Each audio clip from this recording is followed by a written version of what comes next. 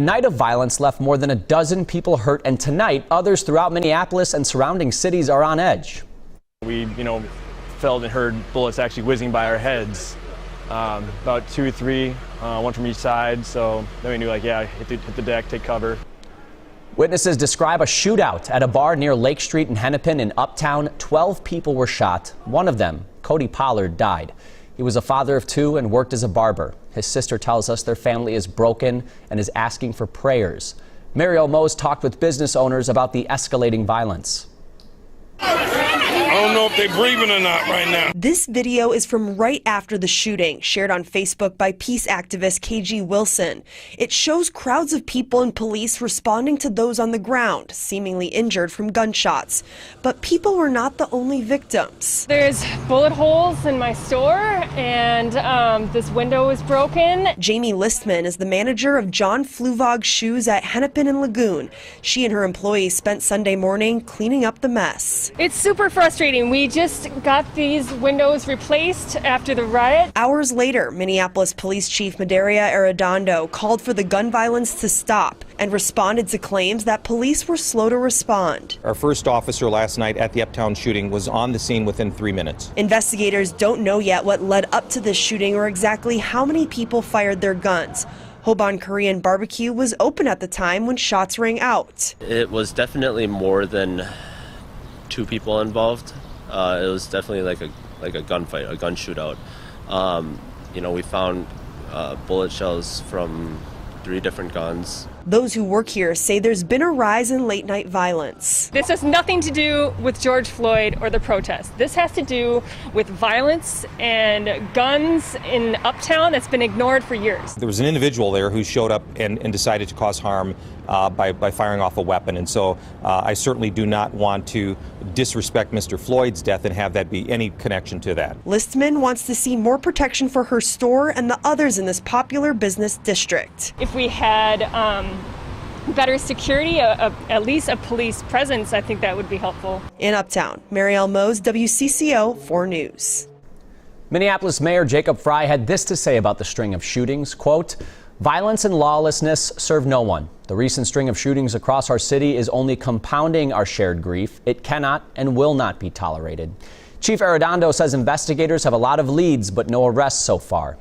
Minneapolis police responded to 5 shootings between Saturday afternoon until early this morning. At least 7 other people were injured. One happened just down the street from the 4th precinct. In another shooting, police say they know who the suspect is, but no arrests have been made in these investigations.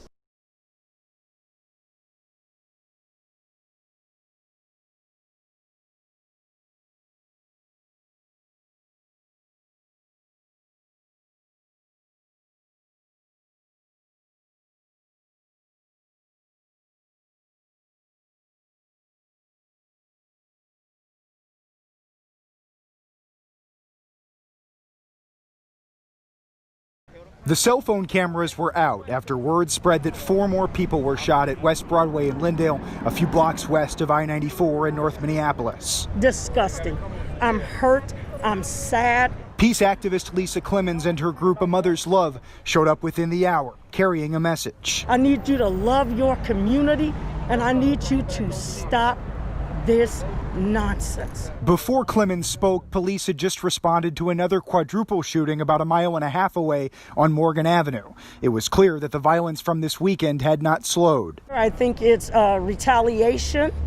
I think it's some gang activity. I think it's over drugs. The shootings are absolutely unacceptable. MPD data shows an 11% increase in violent crime the past 30 days compared to the same time frame last year, with homicides outpacing 2019 as well. The number of gunshot wound victims, specifically to our African American community and young men, their lives are not disposable. We have to do everything we can to come together. So MPD is teaming with state and federal law enforcement partners while also boosting their own patrols in targeted neighborhoods. The department denies that George Floyd's killing has slowed its response, but Mayor Frey says officers have faced attacks while responding to shootings. Where they've been surrounded, pelted by bottles and rocks, or even worse. From the 11 people shot in Uptown early Sunday to the 9 injured in 3 separate shootings in North Minneapolis Monday, The city is seeing a rise in violent crime. City leaders are working with community organizations. Yes, sir. VJ Smith is the national president and local founder of Mad Dads, Men Against Destruction, defending against drugs and social disorder. Not only do we have injustice, but we're fighting against all the crime that's going on in our community. We're fighting against rebuilding our city again. We're fighting against a virus that is corrupting us. All of that just within the last month. According to MPD crime data, of the 26 homicides this year, 11 have happened in the past. Thank you for watching WCCO, also streaming on CBSN Minnesota. 2 popular Minneapolis bars have closed indefinitely. Our David Schumann tells us what was behind the decision for Cowboy Jacks and Cowboy Slims to lock their doors and what needs to happen for them to consider reopening again. Saturday afternoon, there were plenty of people looking to enjoy themselves at Cowboy Slims in Uptown, only to find doors are locked. It's a pretty decent spot. I love it. I come here pretty often. I'm kind of bummed that it's closed. Cowboy Jack's downtown, same deal. The bar's owners said it was an incredibly difficult decision to close that came after experiencing the violence, vandalism, and unsafe working conditions firsthand and without receiving assurances of safety from city officials. Last weekend, 11 people were shot near Cowboy Slims. You don't feel safe.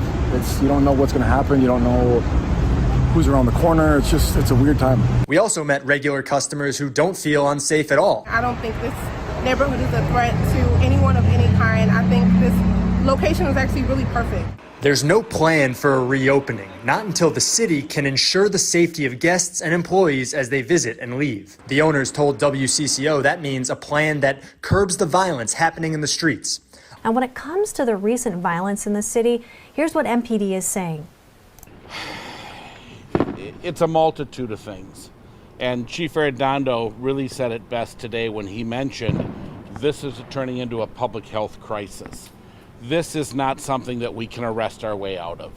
This is something where all stakeholders, and it's not just Minneapolis, it's St. Paul, it's the suburbs, stakeholders have to come together to find out what is leading up to this, what's precipitating these incidents, and help as a team thwart them from continuing.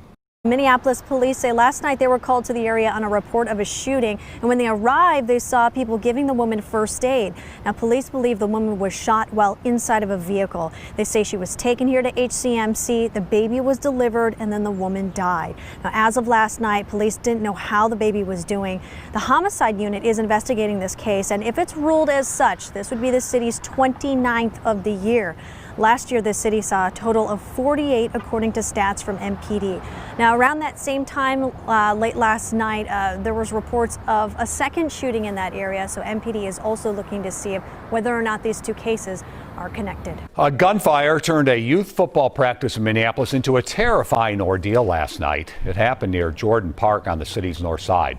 Our Jeff Wagner explains how courage during chaos kept everyone safe.